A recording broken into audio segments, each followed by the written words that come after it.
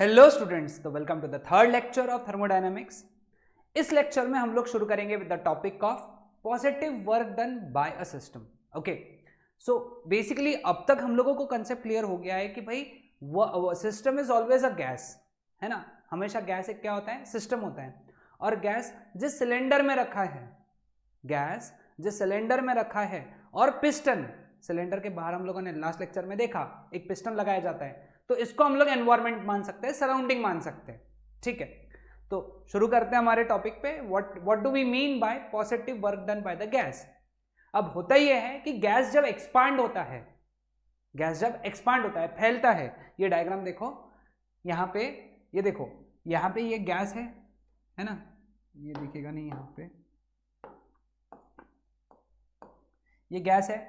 Okay, this gas is nothing but a system. Okay, जब ये expand होगा तो क्या होगा, मॉलिक्यूल इससे टकराएंगे और ये वापस जाएंगे, तो पिस्टन ऐसा बाहर जाएगा, तो जो पिस्टन का मोशन है वो बाहर की तरफ रहेगा, है ना। इस केस में we can say that the work is done by the system, work is done by the system on the surrounding, है ना। यानी सिस्टम सराउंडिंग पे वर्क कर रहे हैं, क्योंकि गैस मूव कर रही है ना, पिस्टन को इस तरीके से मूव कर रही है, तो गैस खुद वर्क कर रही है। So this work done by the system on the surrounding is always taken as positive work. इसको हम लोग क्या कहते हैं, पॉजिटिव वर्क, क्योंकि सिस्टम ने वर्क किया सराउंडिंग पे, work done by the system on the surrounding. ठीक है, अब बढ़ते हैं अगले कॉन्सेप्ट की तरफ, which is the concept of negative work. Okay, same situation है, again we have a gas over here in a cylinder, ये सिलेंडर है, ये पिस्टन है। अब हो ये रहा है कि पिस्टन का मोशन इधर की तरफ है ना। सो यहां पे work is done on the system by the surrounding,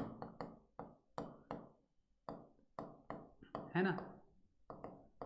work कौन कर रहा है, सराउंडिंग कर रहा है, किस पे, गैस के तरफ, है ना, गैस पे कर रहा है।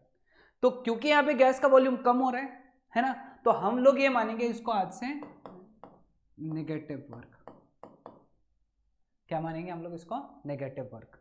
सो यहां से हम लोगों ने दो बातें समझी है, work done by the system positive, work done on the system, work done on the system negative.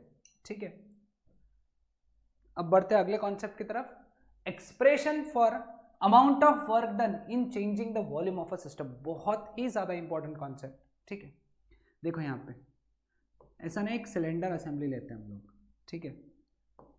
Okay, यहाँ पे इसका ऐसा एक पिस्टन है,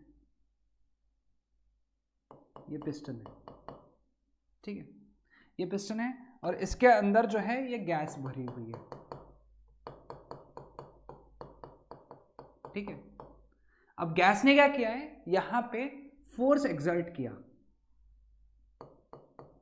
ये पिस्टन का एरिया कितना है, ए, पिस्टन का क्रॉस सेक्शनल एरिया कितना है, ए, उस पर फोर्स एक्सर्ट किया, गैस ने फोर्स एक्सर्ट किया, ओके, पिस्टन पे। तो ये जो पिस्टन है ना, थोड़ा सा मूव किया,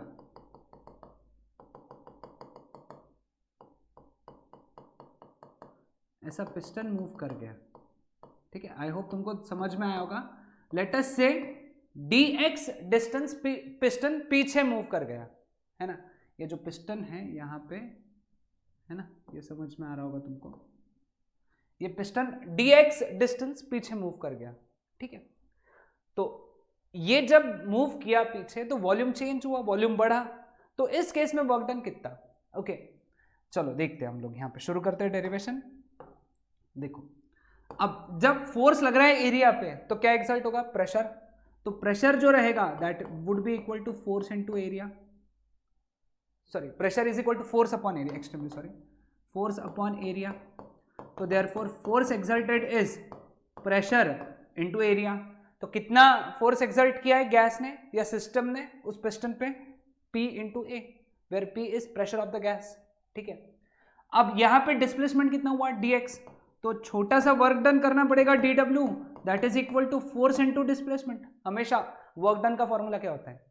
फोर्स इनटू डिस्प्लेसमेंट, क्योंकि डिस्प्लेसमेंट छोटा है तो वर्क भी छोटा सा रहेगा, dw। तो dw is equal to F D x. तो देयरफॉर टोटल वर्क डन कितना रहेगा? सारे dw का इंटीग्रेशन। तो टोटल वर्क डन क्या रहेगा? सारे p का वैल्यू क्या है, सॉरी f का वैल्यू क्या है, यहाँ पे लिख देता हूँ मैं, p into a d x.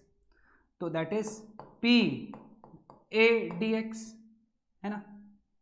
लेकिन area into d x, area into change in distance is change in volume, तो work done is equal to integration of p dv। लेकिन dv है इसीलिए लिमिट्स लगाएंगे vi टू vf, ठीक है। अब ये फॉर्मूला एक याद रखना है तुमको, ओके। अब अगर सपोज वॉल्यूम प्रेशर कांस्टेंट है तो प्रेशर इंटीग्रेशन के बाहर चल जाएगा, तो इंटीग्रेशन में बचेगा dv limits vi to vf। बेटा what is vi? Initial volume. What is vf? Final volume. तो व्हाट इज इंटीग्रेशन dv?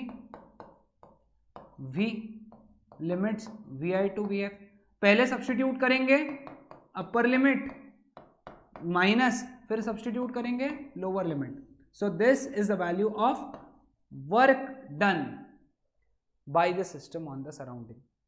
कितना वर्क होता है हमेशा? Pressure into final volume minus initial volume, ठीक है। तो सभी को ये कॉन्सेप्ट समझा?